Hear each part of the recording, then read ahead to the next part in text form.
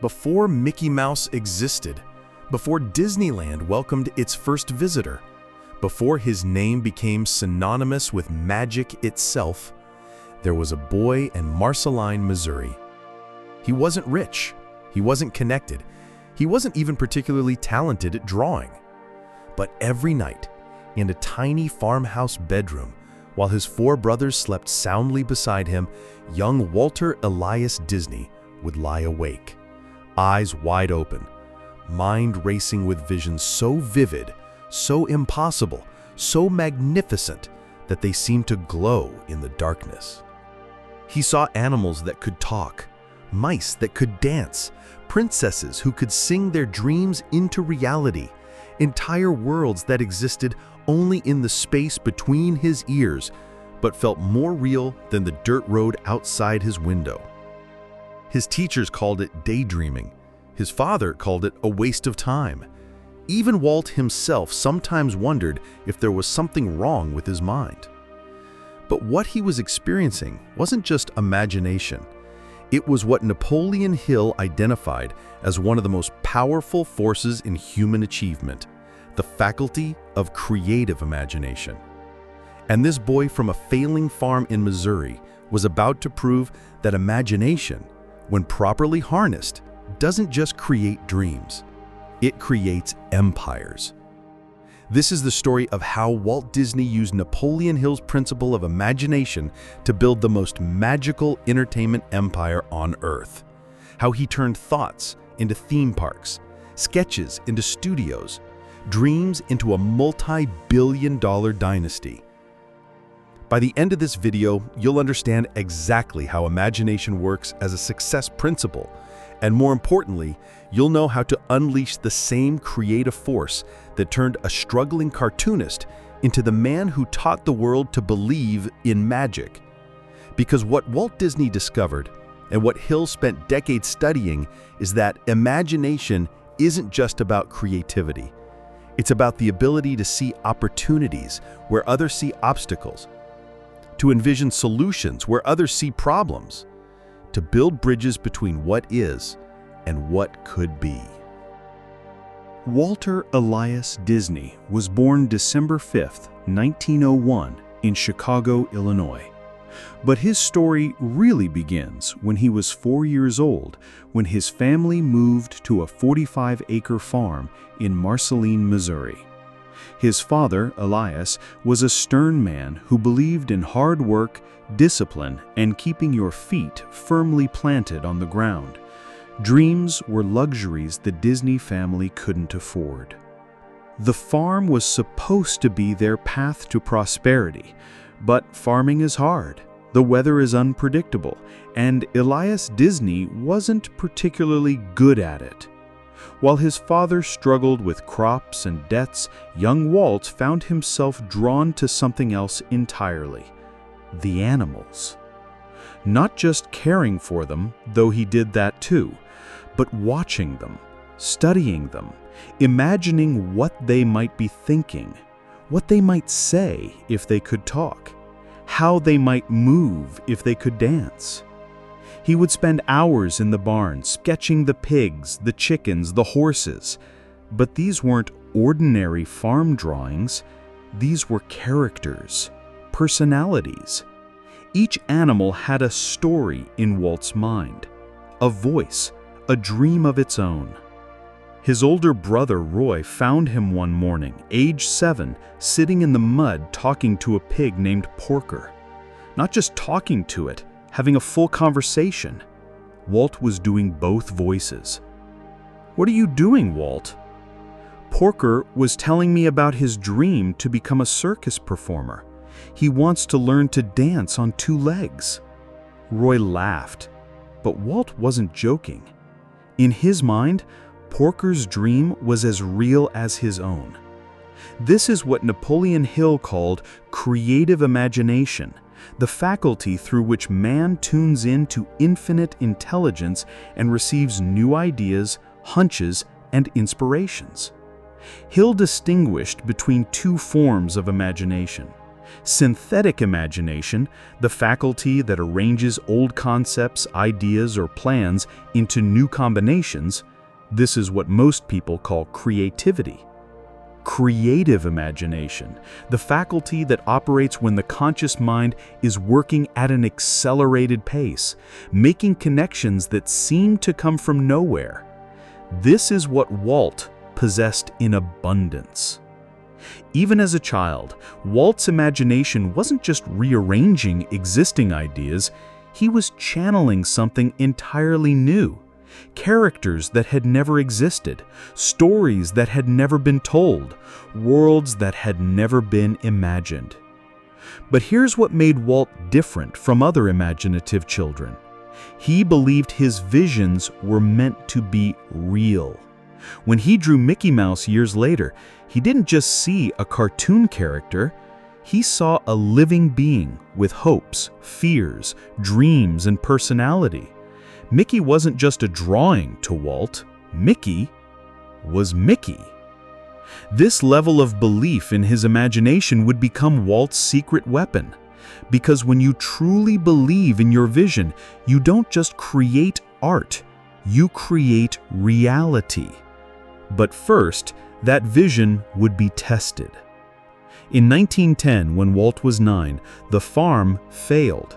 The family was forced to sell and move to Kansas City. Elias took a job delivering newspapers, and Walt and Roy were expected to help. Every morning at 3:30 a.m., Walt would wake up in the freezing darkness to deliver papers. No time for drawing, no time for imagination, just work. Most children would have let their dreams fade. The harsh reality of poverty has a way of crushing creativity. But Walt's imagination wasn't just a hobby, it was his lifeline. During those long, cold morning routes, while other boys might have felt sorry for themselves, Walt was creating stories. Every house on his route became a character in an epic adventure. Every street corner was a scene in an ongoing movie playing in his mind. He wasn't just delivering newspapers, he was living in a world where anything was possible. Where poor farm boys could become kings of entertainment empires, where imagination could literally pay the bills. And this is where Hill's principle becomes practical. Imagination isn't escapism, it's preparation. Every story Walt created during those newspaper routes was practice. Every character he invented was training. Every world he built in his mind was building the foundation for the worlds he would later build in reality. Hill wrote, "The imagination is literally the workshop wherein are fashioned all plans created by man." Walt's workshop was already running 24/7. Even when his hands were delivering papers, his mind was designing magic.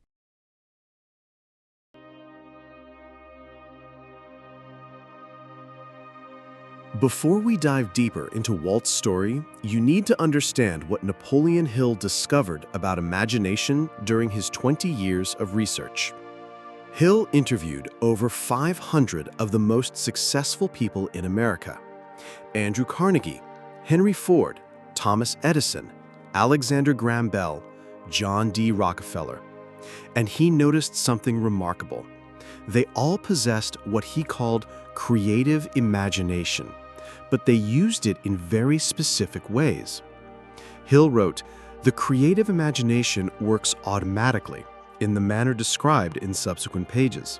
This faculty functions only when the conscious mind is vibrating at an exceedingly rapid rate."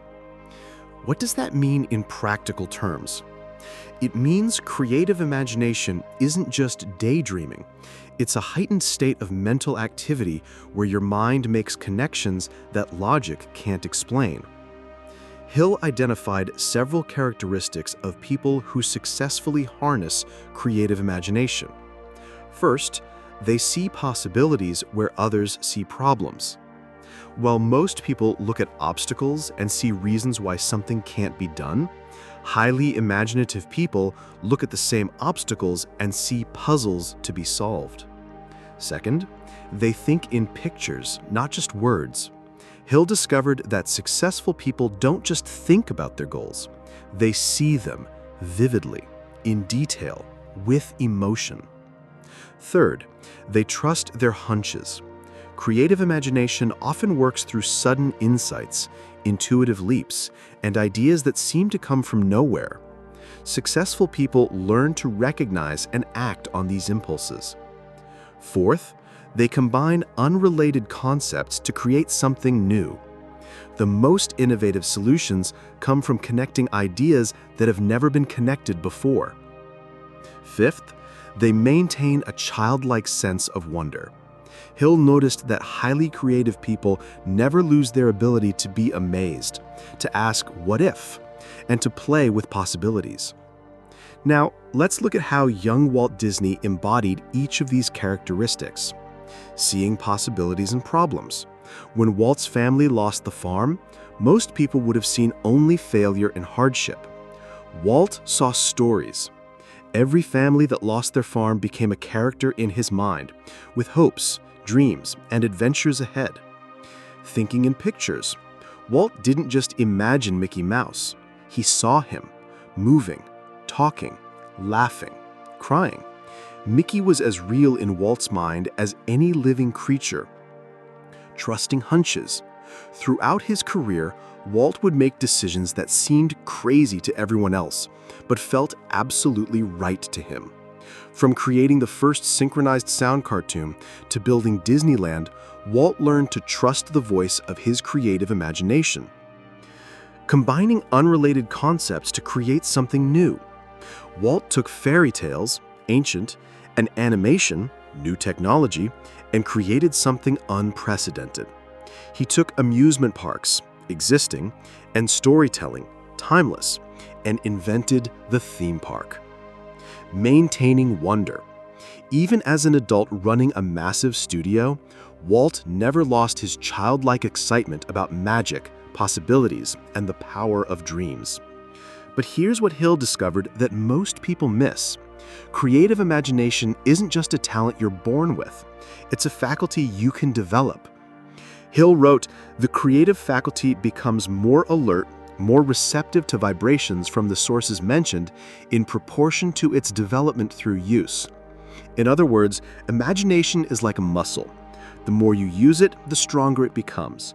The more you trust it, the more reliable it becomes.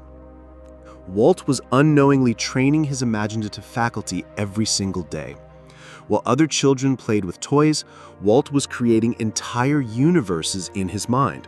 While other teenagers focused on practical concerns, Walt was designing impossible dreams. But Hill also discovered something crucial. Creative imagination alone isn't enough. It must be combined with what he called organized planning and persistence. You can have the most brilliant imaginative faculty in the world, but if you don't act on your visions, they remain just that, visions. Walt understood this instinctively. He wasn't just a dreamer. He was a dreamer who drew, a visionary who planned, an imaginative person who took action.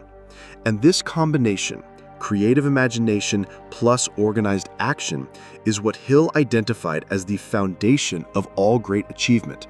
Hill wrote, "Ideas are the beginning points of all fortunes. Ideas are products of the imagination." Walt Disney was about to prove this principle on a scale that would amaze the world.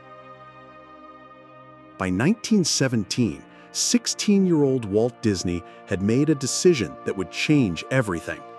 While his classmates were focused on traditional careers, Walt declared his intention to become a cartoonist. His father was horrified. "There's no money in drawing, Walter. You need a practical profession." But Walt had seen something his father couldn't see.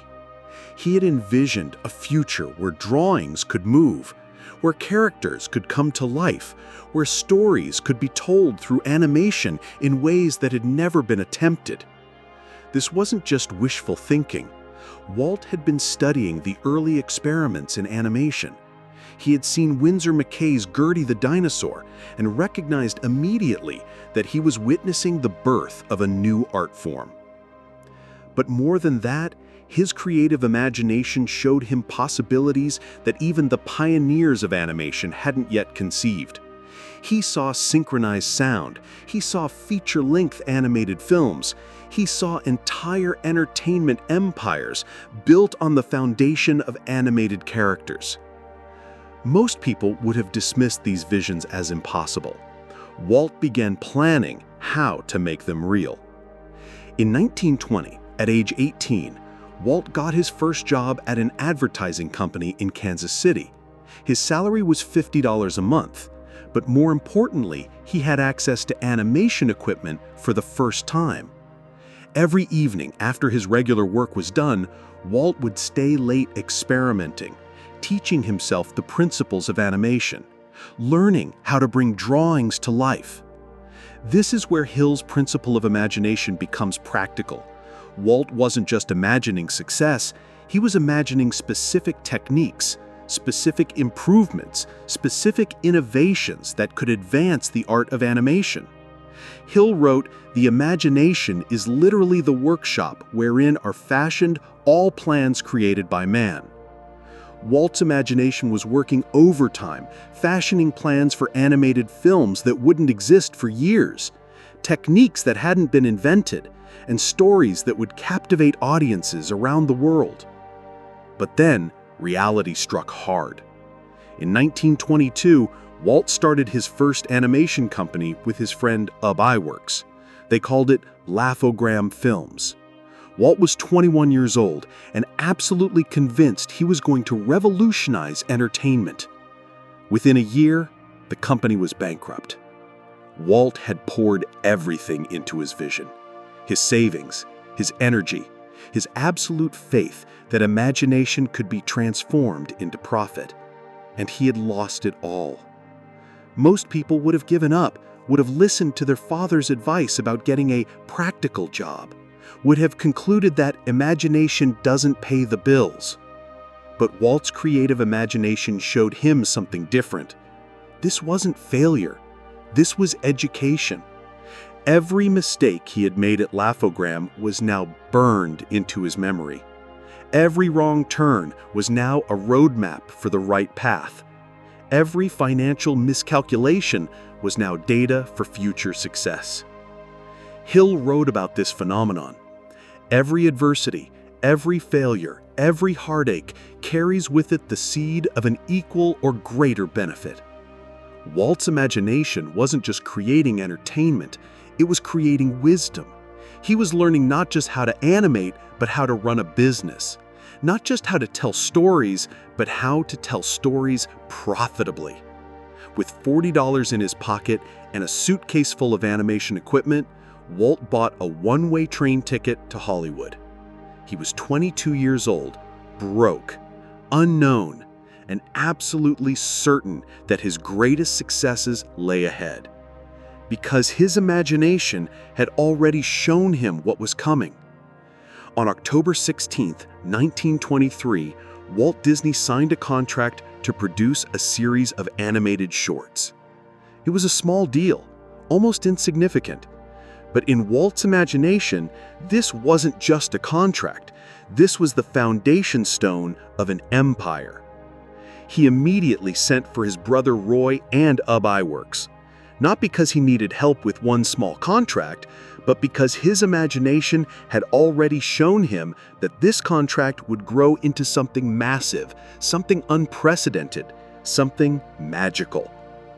Hill discovered that successful people have this ability to see the oak tree in the acorn, to recognize significant moments when they're happening, not just in retrospect.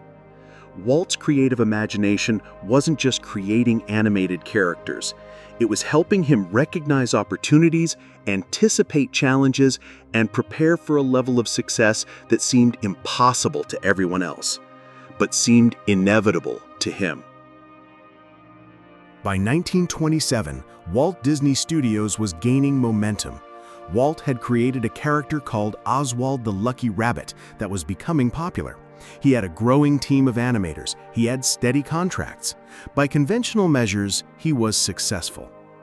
But Walt's imagination wasn't satisfied with conventional success. His creative faculty was showing him visions of something much bigger. Synchronized sound in animation, feature-length animated films, characters so beloved they would become cultural icons. Then, disaster struck again. Walt's distributor informed him that they owned the rights to Oswald the Lucky Rabbit. Not only that, but they had secretly hired away most of his animators. Walt was left with almost nothing. He was 26 years old. His most successful creation had been stolen from him. His team had abandoned him. His future looked uncertain. Most people would have been devastated. Walt was energized, because his creative imagination immediately showed him that this wasn't a setback, this was an opportunity to create something even better, something that couldn't be stolen because it would be entirely his own. On the train ride back from New York, where he had learned about losing Oswald, Walt's imagination began working at what Hill called an exceedingly rapid rate. He wasn't thinking about what he had lost, he was envisioning what he could create. A mouse. But not just any mouse, a mouse with personality, with hopes and dreams, with the ability to make people laugh, cry, and believe in magic. Hill wrote, "The creative imagination works automatically in the manner described in subsequent pages. This faculty functions only when the conscious mind is vibrating at an exceedingly rapid rate." Walt's conscious mind was definitely vibrating at a rapid rate. The combination of crisis and opportunity had activated his creative imagination at maximum capacity. By the time the train reached Los Angeles, Mickey Mouse existed fully formed in Walt's mind. Not just the character design, but the personality, the voice, the dreams, the potential. Walt immediately began working on the first Mickey Mouse cartoon, Plain Crazy. But his imagination showed him that Mickey needed something more, something that would separate him from every other animated character. Sound. Synchronized sound in animation had never been successfully achieved. It was considered too expensive, too technically challenging, too risky. Walt's imagination saw it as inevitable. Working with almost no budget, Walt created Steamboat Willie, the first animated cartoon with synchronized sound.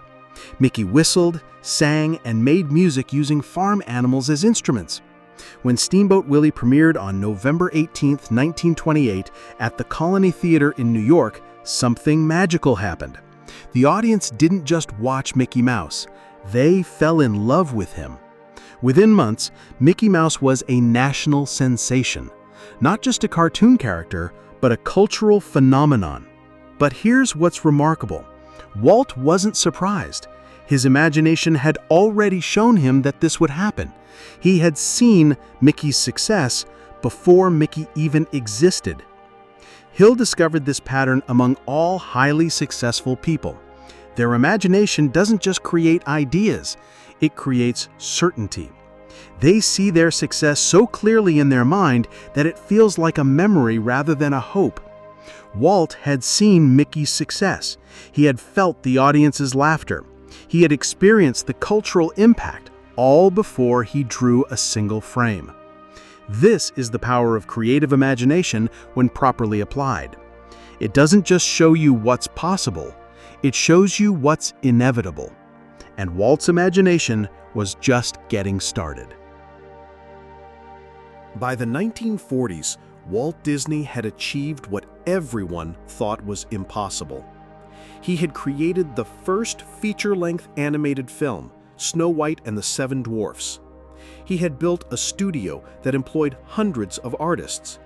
He had turned animation from a novelty into an art form. Most people would have been satisfied. Walt's imagination was showing him something even more impossible. A place where families could enter the worlds he had created on screen, where fairy tales came to life, where imagination became a physical experience. He called it Disneyland. When Walt first shared his vision, everyone thought he had lost his mind. Theme parks were cheap, dirty places with broken-down rides and carnival barkers. Walt was describing something that sounded like a fantasy.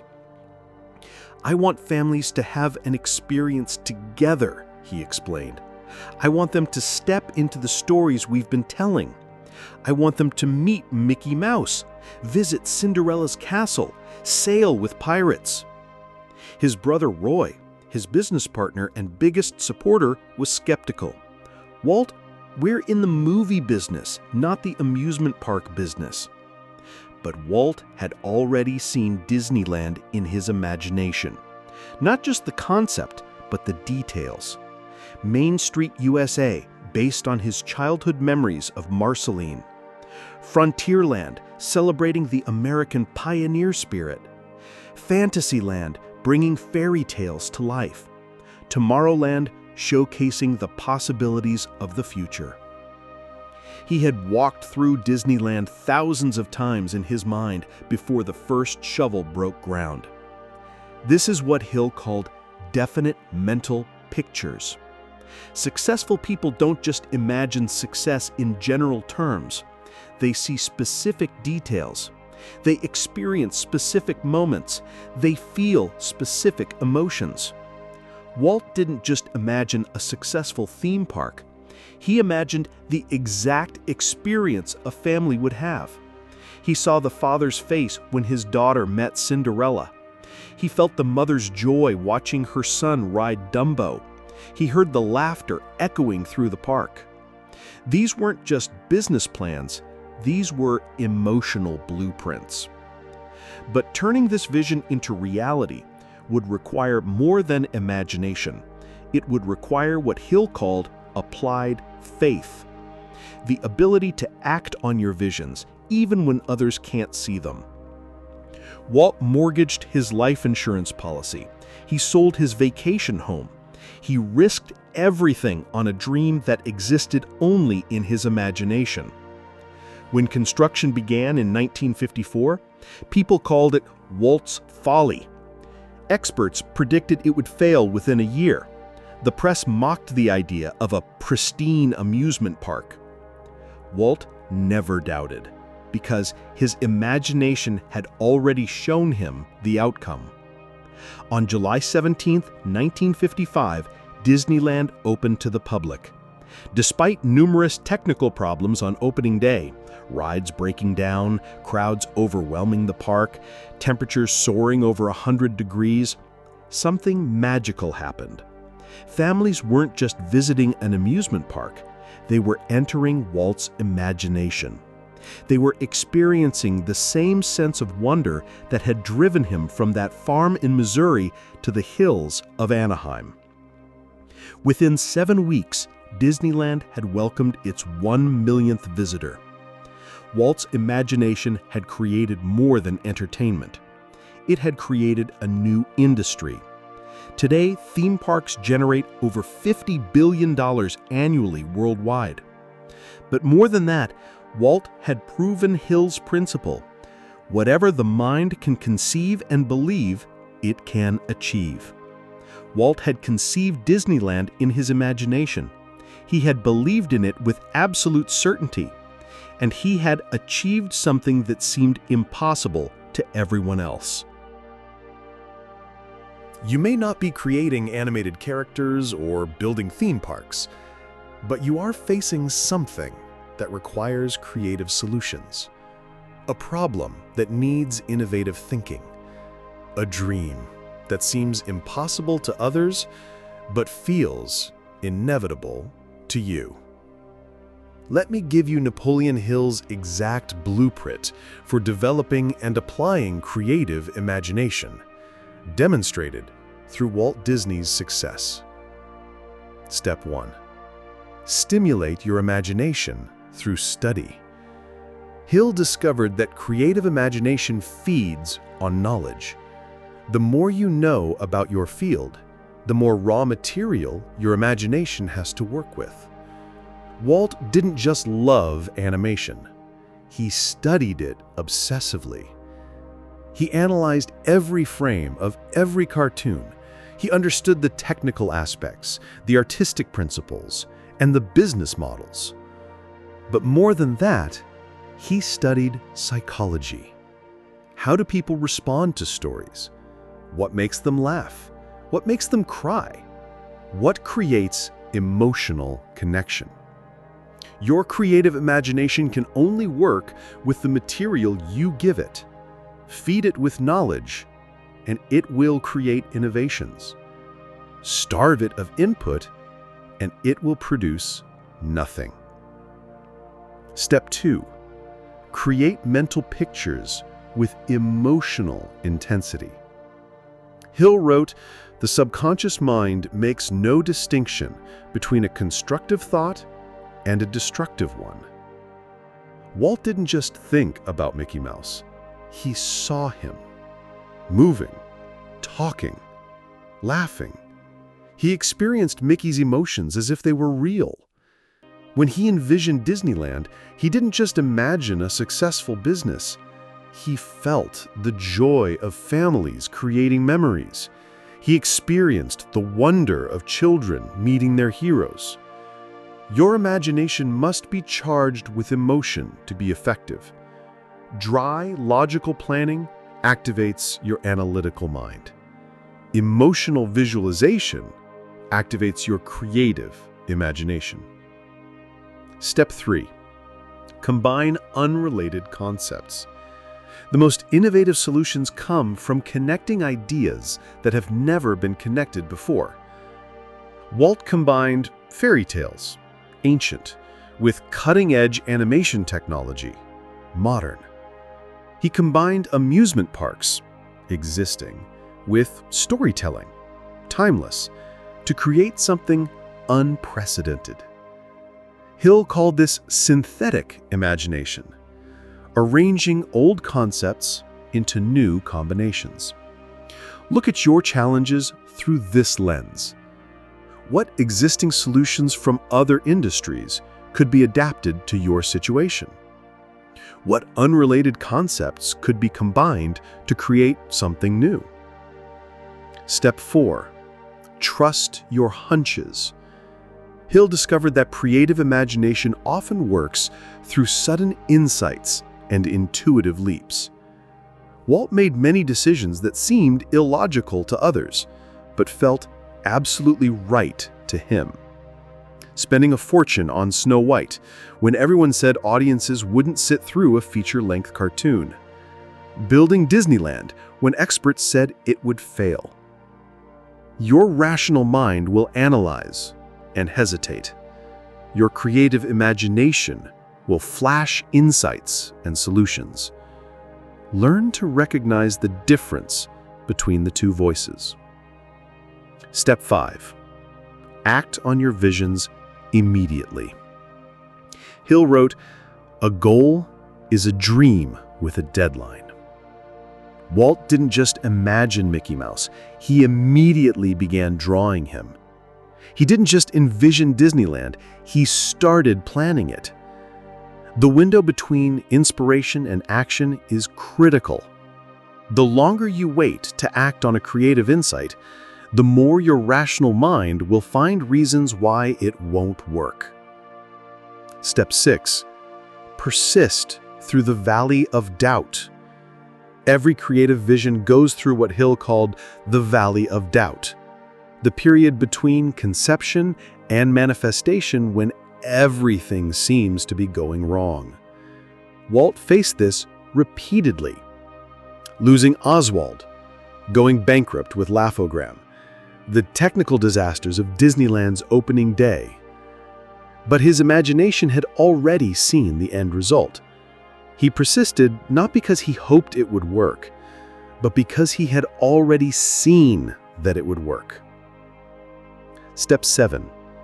Surround yourself with believers. Hill discovered that imagination is contagious. When you surround yourself with people who believe in your vision, their faith amplifies your own creative faculty. Walt built teams of people who shared his vision, animators who believed in the magic of storytelling, engineers who believed impossible attractions could be built, financiers who believed in dreams. Your imagination will be strongest when it's supported by others who can see what you see. Walt Disney died on December 15, 1966, while planning his next impossible dream, Walt Disney World, a place twice the size of Manhattan where imagination would have no limits. Even in death, his creative imagination continued to build magic. Today, the Walt Disney Company generates over $80 billion in annual revenue. Disney parks welcome over 150 million visitors annually. Mickey Mouse is recognized by 98% of the world's children. But Walt's greatest achievement wasn't financial. It was proving that imagination, when properly applied, can literally reshape reality. Napoleon Hill spent 20 years studying successful people and concluded, whatever the mind can conceive and believe, it can achieve. Walt Disney's life is proof of this principle. A farm boy from Missouri who conceived impossible dreams, believed in them with unshakable faith, and achieved them through the systematic application of creative imagination. You have the same faculty Walt possessed, the same creative imagination that built Disney's empire, the same ability to conceive solutions that don't yet exist, to envision possibilities that others can't see, to turn thoughts into things. The only question is, will you use it? If this story ignited something in you, if you felt that familiar spark of creative possibility, don't let it fade. Stand up right now, find a quiet space, close your eyes, and let your imagination show you what's possible. See your dream in vivid detail. Feel the emotions of achieving it. Experience the impact it will have on others. Trust the vision your creative imagination reveals. Then, open your eyes and take the first action. Draw the first sketch, write the first plan, make the first call. Because imagination without action remains just that, imagination. But imagination combined with belief and action, that builds empires. Like this video if it changed how you think about the power of your own imagination. Subscribe to our channel because we're exploring every one of Napoleon Hill's success principles through real stories of people who used them to achieve the impossible. Today, your homework is simple. Find your imagination, feed it with knowledge, charge it with emotion, and trust it to show you possibilities that your logical mind could never conceive. Because somewhere in your imagination right now is the solution to your biggest challenge, the answer to your deepest question, and the blueprint for your greatest achievement.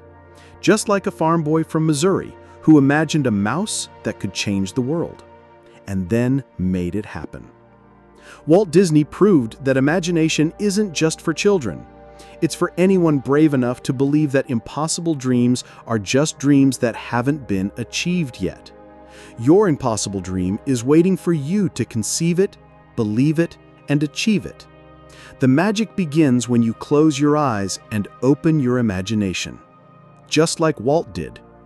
Just like champions do. Just like you can.